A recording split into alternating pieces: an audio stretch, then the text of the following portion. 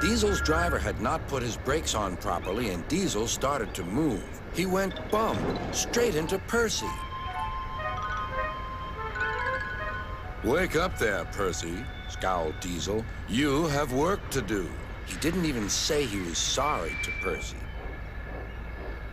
Later, Diesel shunting freight cars full of china clay. He banged the cars hard into the buffers, but the buffers weren't secure. The silly cars were sunk. Sir Topham Hatt spoke severely to Diesel. "The harbor master has told me everything. Things worked much better here before you arrived. I shall not be inviting you back."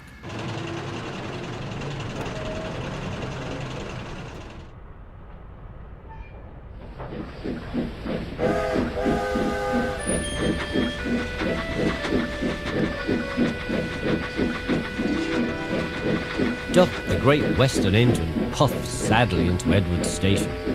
"It's not fair," he complained. "Diesel has been telling lies about me and made the Fat Controller and all the engines think I'm horrid.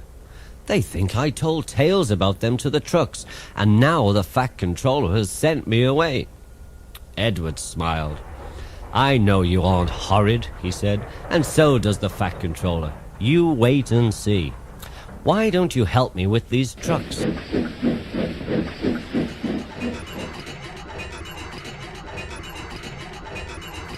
Duck felt happier with Edward. He set to work at once and helped Edward with his trucks and coaches.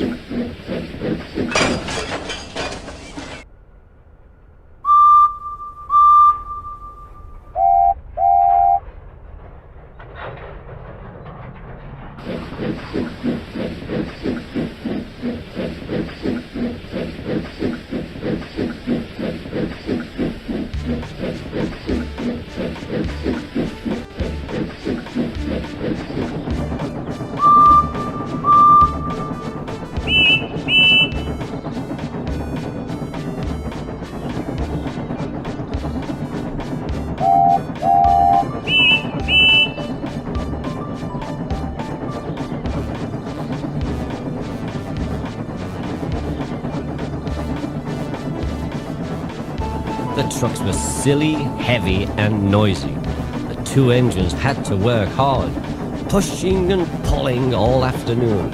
At last they reached the top of the hill.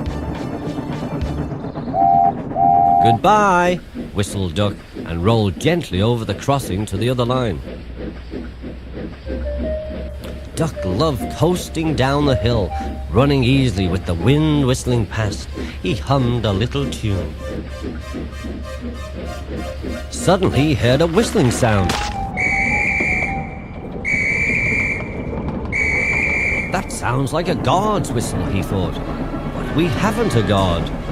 His driver heard it too and looked back. "Hurry, Duck, hurry!" he called urgently. "There's been a breakaway and some trucks are chasing us." "Hurrah, hurrah, hurrah!" laughed the trucks. "We've broken away, we've broken away, we've broken away!" And before the signalman could change the points, they followed Duck on down the line. "Chase him, bump him, throw him off the rails," they yelled, and hurtled after Duck, bumping and swaying with ever-increasing speed. Duck raced through Edward's station, whistling furiously, but the trucks were catching up.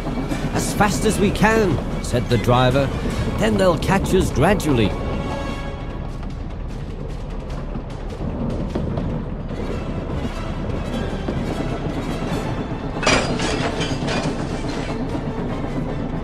The driver was gaining control. "Another clear mile and we'll do it," he said. "Oh, glory, look at that!" James was just pulling out on their line from the station ahead. Any minute there could be a crash. "It's up to you now, Duck," cried the driver. Duck put every ounce of weight and steam against the trucks. They felt his strength.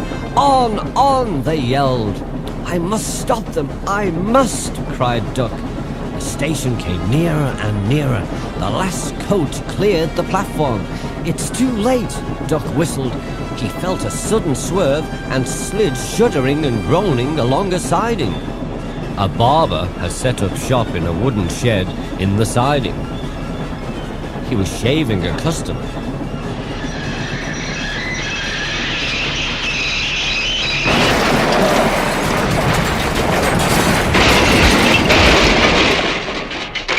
There was a sliding, rolling crash, and part of the wall caved in.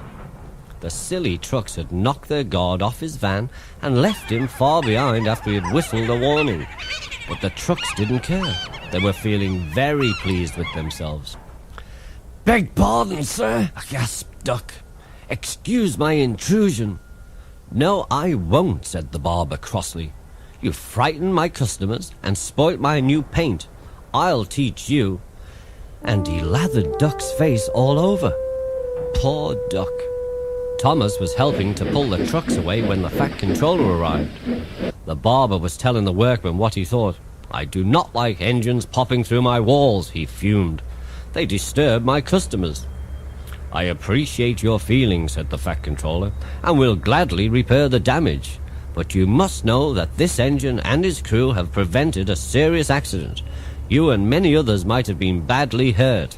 The Fat Controller paused impressively. "It was a very close shave," he said. "Oh," said the barber. "Oh, excuse me." He filled a basin of water to wash Duck's face. "I'm sorry," he said. "I didn't know you were being a brave engine." "That's all right, sir," said Duck. "I didn't know that either." "You were very brave indeed," said the Fat Controller kindly. "I'm very proud of you." "Oh, sir," sighed Duck. He felt happier than he had done for weeks. The Fat Controller watched the rescue operation. "And when you are properly washed and mended," he said to Duck, "you are coming home." "Home, sir?" asked Duck. "Do you mean the yard?" "Of course," said the Fat Controller. "But, sir, they don't like me. They like Diesel," said Duck sadly. "Not now," the Fat Controller smiled. "I never believed Diesel," he said. "So I sent him packing. The engines are sorry and want you back."